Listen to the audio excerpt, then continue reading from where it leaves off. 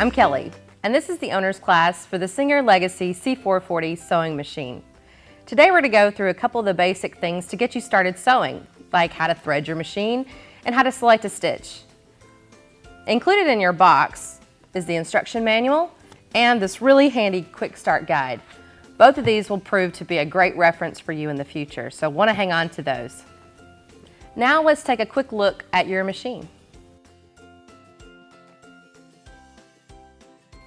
To the right of your machine are two ports. One is for your power cord and the other is for your foot control.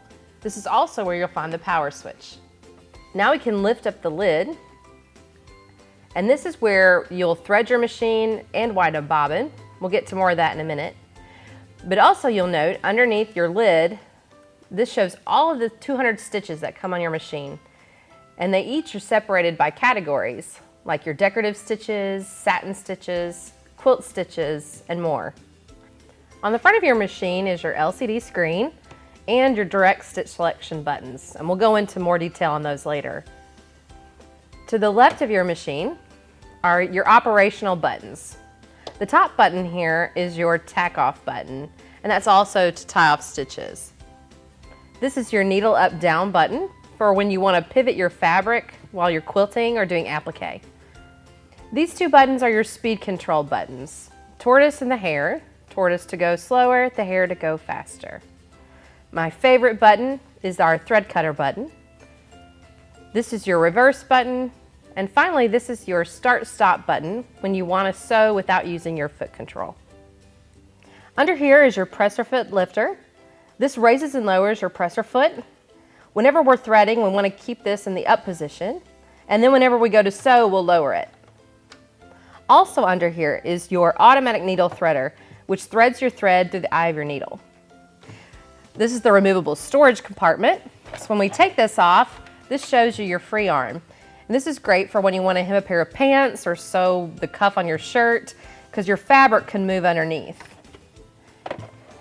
And at the end of your storage compartment, there's a small lever here that if you squeeze it, a drawer will open. And inside here are all of the accessories included with your machine, like some extra needles, your spool cap, some bobbins, a brush to keep your machine clean, and then a bunch of accessory feet that are included, which we're going to take a look at now. The satin stitch foot is used for decorative machine stitching. It has a groove on the underside that lets your decorative stitches pass freely underneath. It's great for applique too. The overcasting foot is designed for sewing along fabric edges to help keep the edge from puckering while you sew. Use the blind hem foot to sew hems that are invisible from the top side of the fabric. There's an adjustable guide at the front to help you easily guide the fabric as you sew. The zipper foot is used for sewing zippers into your projects. You can also use this foot to make and insert piping. Use the buttonhole foot to sew buttonholes in one easy step. The machine sews a buttonhole perfectly sized for your button. You'll get professional looking results every time. The patchwork foot is used for sewing perfect 1/4 inch seams. Though typically used for quilting, it's also useful for sewing projects that have small seam allowances. Sew buttons on your projects with the button sewing foot. Your button is held firmly in place as the machine attaches the button to your project with a zigzag stitch. The open toe foot has a wide opening at the front, providing a clear view of your sewing area in front of the needle. This is super helpful when attaching ribbons and trims. Before we get started sewing, we need to thread our machine. So first thing we need to do is wind a bobbin. So we're going to go down here to our bobbin case, and there's a little black button to the right that we're just going to slightly press to the right, which will pop the top off there. And now we'll take out one of our class 15 transparent bobbins that comes with your machine.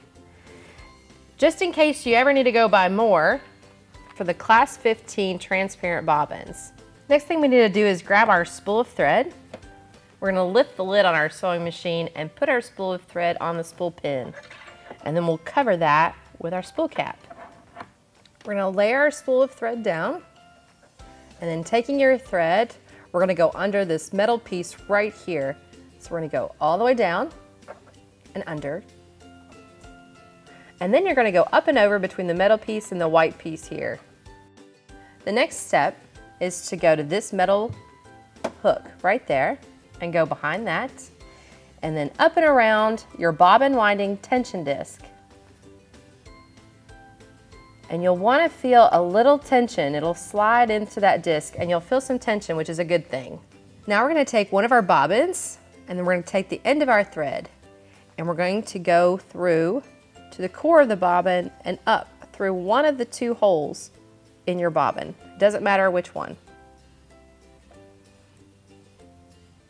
So now we're going to take our bobbin and we're going to put it on top of our bobbin winding spindle at the top of your machine. And you want to make sure that you press that all the way down. I'm going to keep my thread tail about 5 inches above the bobbin. And then I'm going to push over our lever before we start winding our bobbin. And now our screen will show our bobbin winding speed, so we can speed up or we can speed down. Now we can hit the play button and go for just a couple of seconds and then hit pause. I'm going to take a pair of scissors and I'm going to cut our thread really close to the top of our bobbin. And now we can resume winding our bobbin until we get as much thread on there as we need for our project. And then you can pause at any time and undo what you just did by pushing the lever to the left. We can remove our bobbin, and there's a really nice cutter right back there that works great for cutting your bobbin. So now we're going to take our bobbin and we're going to put it into our bobbin case. One thing to note is we need to make sure our thread is going counterclockwise off the bobbin, or if you want to lay it in your hand, it kind of looks like the letter P. So now you're going to take your thread and your bobbin and lay your bobbin down into the bobbin case. And then we're going to follow these arrows all the way around. So we're going to go under and then up, again following the arrows. And then we're going to slide into this next little portion and go up and down. And then we're going to finish by just pulling, and there's a small cutter in there that will cut your thread for you. So the last thing is to take our lid and just snap it back into place. Now we're going to thread our upper thread. First thing we need to do is make sure that our presser foot lifter is in the up position. Next thing we need to do is make sure that our needle is all the way in its highest position, and we do that by moving the hand wheel toward yourself. Now we can take our spool of thread and we can put it on our spool pin here and cover with our cap, and then lay our spool down. And now taking your thread, we're going to go under the metal piece here, and then we're going to follow the arrows around to thread our machine. So we're going to go up, and again follow the arrows over and then down. And now we're going to make a U right here and go back up and make another U, and then come back down through the last groove here. And then when you get to this point, you'll see a hook, a small hook right above your needle. And so we just need to place our thread behind that hook.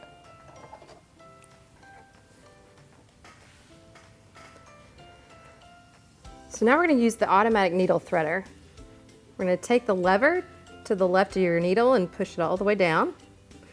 And then taking your thread, I'm going to go under the metal piece here, and we're going to go right in between the two small grooves there in front of your eye of your needle. And then we're going to just press the lever and let it go back up. And now you'll see it makes a little loop on the back of the needle, so we can just pull that, and now your machine is threaded. And you can take your thread under your foot to the back of your machine.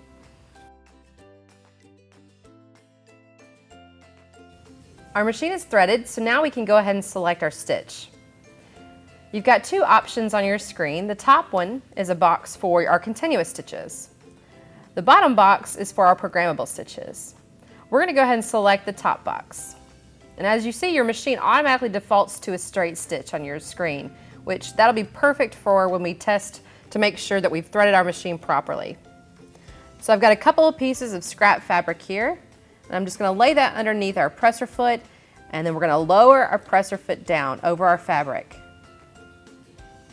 And I'm going to take the speed down so that I'm not sewing so fast. And you can do that by using your tortoise or your hair, and I'm going to take it all the way down to the lowest speed. And so now we can start sewing. So our presser foot is down, and now we're just going to press on the foot pedal with your foot, and we can just sew a line through our sample fabric. When we get to the end, we can let off the foot pedal, and then we can hit my favorite button, which is our thread cutter, and then lift up your presser foot, and then we can check our stitches. The top looks good, and the bottom looks good. And I've got a sample over here to show what could go wrong. So the top looks fine, but then our bottom looks a little bit messy.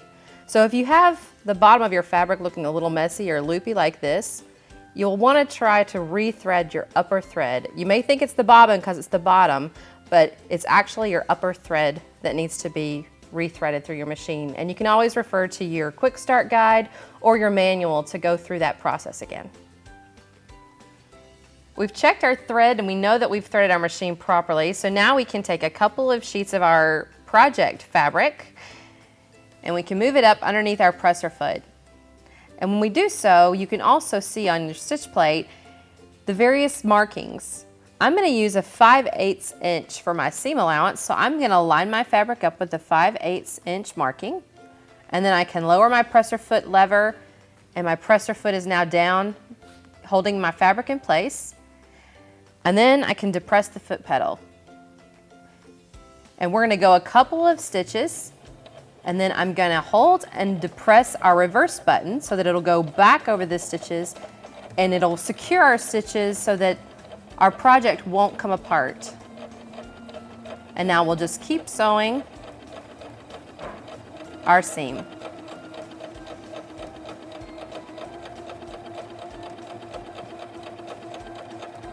We're going to hold and depress that reverse button again and go back over a few stitches and then finish. And now we can hit our thread cutter and lift our presser foot and check out our seam. Back. Below your screen are 10 direct stitch selection buttons, 0 to 9, and they include your straight stitch, a zigzag, a blind hem. All of these are just the most commonly, most frequently used stitches that are ready at the touch of a button. So let's select our zigzag stitch number 1, and you can see it appear on the screen. And next to that is our stitch width, which we can change to be bigger or smaller. We can also change our stitch length, and again, you'll see this change right on screen. There's a mirror left, right, and a mirror up, down button here. So let's use one of our other stitches to show that. And remember, inside your lid, we have all of our stitches numbered. So I'm going to use stitch number 82 and just press that in quick succession, and you'll see some roses pop up on my screen. So now if I hit the left, right mirror button, you'll see it change on the screen, and then if I hit the up, down mirror button, it changes on our screen. Let's sew out another decorative stitch. I'm going to select one of my favorites, which is number 190, which is a vine pattern. And you see it's already popped up on my screen. Also on my screen, you'll see that there is a B for our presser foot. So it's suggesting that we change to our satin stitch foot. So to change our foot, we reach around to the back side, we press this little black button, and that releases our foot. So we can move that one away and bring in our satin stitch foot, and we're gonna place that underneath our presser foot holder, and it kind of looks like a little claw that'll reach down and grab our foot. And now our foot has changed. We're ready to sew out our decorative stitch now. So I've got some fabric here, and I'm going to put it underneath my presser foot, and then I'm going to lower my presser foot and depress on our foot pedal.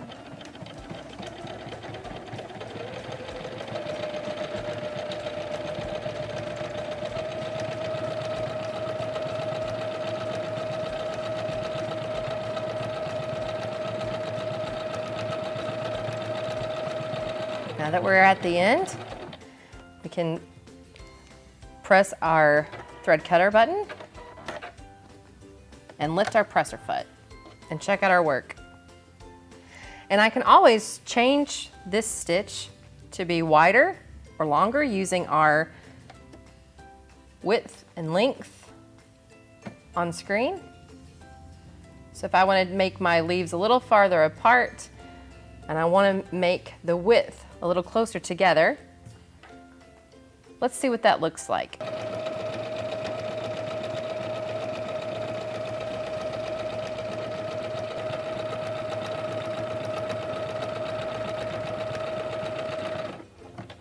We're going to press our thread cutter button here and lift our presser foot, and we can look at our work now. So you can see the two different stitches. They're exactly the same stitch, but with just changing our stitch width and our stitch length, we've changed the stitch. So the possibilities are endless. One of the really cool things on this machine is that we can program our own combination of stitches. So to do that, we're going to press on the house or the home button to go to the home menu. And now we can select the bottom box, which is our programmable stitches. I have a project and I want to put my dog's name on it. His name is Duke. And I'd also like to include a couple of stitches of a dog. So we have a stitch number 112 on this machine. That's a cute little dog. Now I want to type his name.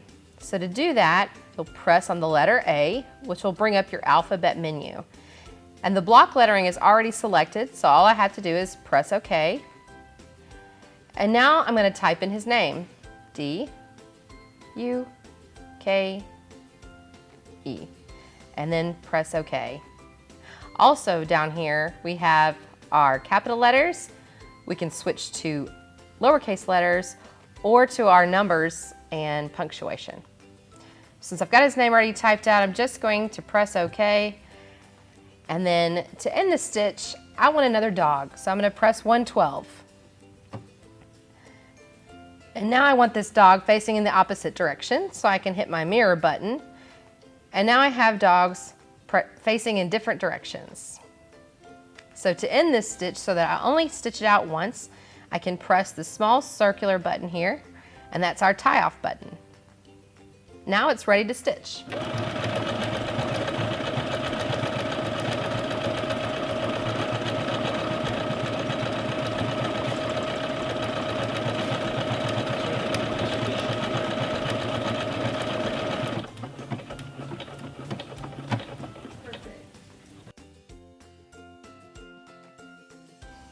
I really like this design and I want to use it on a couple of different projects in the future. So I'm going to save this to my sewing machine's memory. And to do that, we press on the save icon at the top. And you see I have two memories here, so we're going to select the first memory and then press OK and press OK one more time. And now in the top right corner in our folder, you see that it shows I have one project saved or one sequence of stitches saved to our machine. So even if I turn my machine off, my sequence is still there. Now would be a great time to make a buttonhole.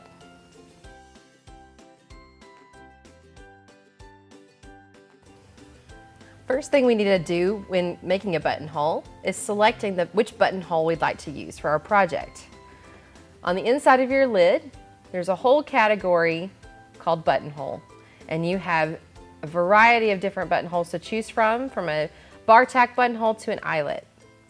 So for my project, I want to use buttonhole 18.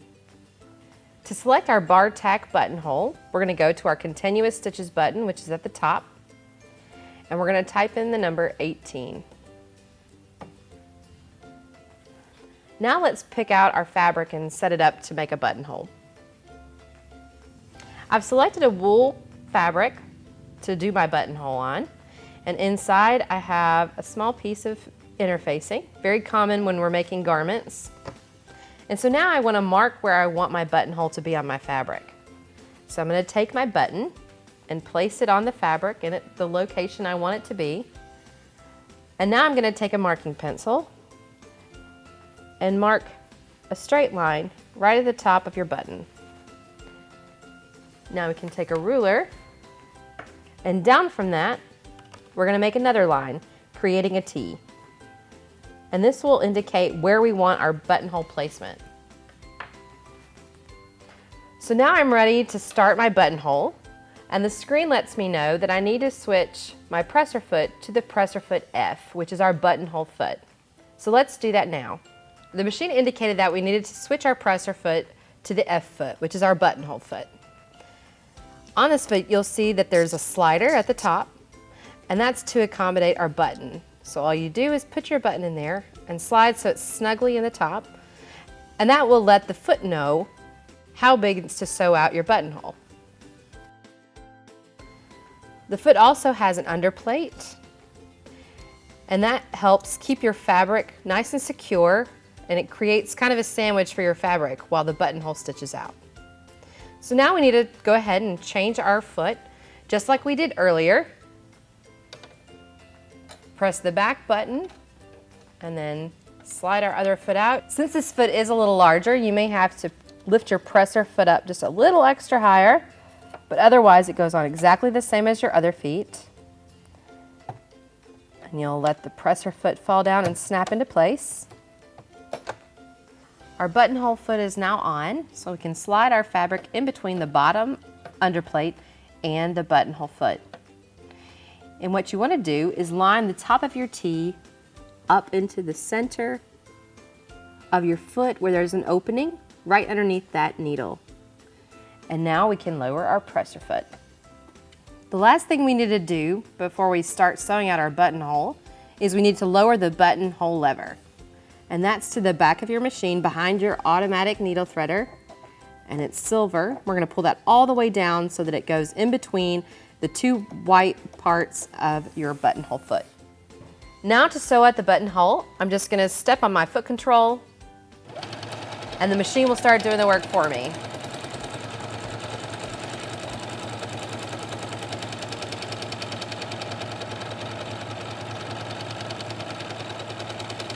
When the buttonhole is finished sewing, it will automatically stop, and then it will tack down a stitch, and then it will even trim the buttonhole for me.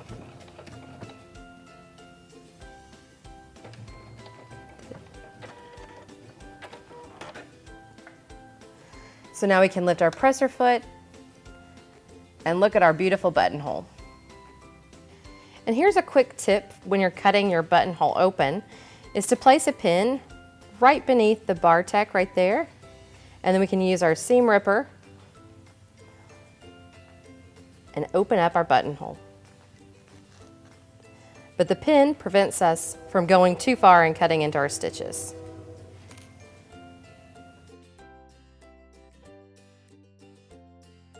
For different types of sewing and different types of fabrics, we have to change our needles from time to time, but it's really, really easy. Just grab the needle with your left hand, and then with your right hand, use a screwdriver. And then we're going to just turn to the left or counterclockwise until our needle is loosened. Now we can get our new needle, and then we're just going to make sure that the flat side is facing toward the back of your machine. And then we're going to put that up in the same spot until it won't go any further, all the way up. And now we can tighten our screw back to the right. Having the right needle for the fabric that you're sewing is really important. There are two basic styles. The first style are universal regular point needles, and these are for your non-stretchy fabrics like cotton or wool or even silk. You'll also notice that there's different sizes. These are for different fabric weights, like lightweight fabric, medium weight fabric, or heavyweight fabric. The other basic style of needle are our ballpoint needles, and these are for stretchy fabrics, like your t-shirts or sweatshirts or swimsuit fabric. And again, these will come in an assortment of different sizes depending on the weight of your fabric, for lightweight, medium weight, and heavyweight. We hope you've enjoyed this owner's class for your new sewing machine. Be sure to check out the Singer website for more information. Happy sewing!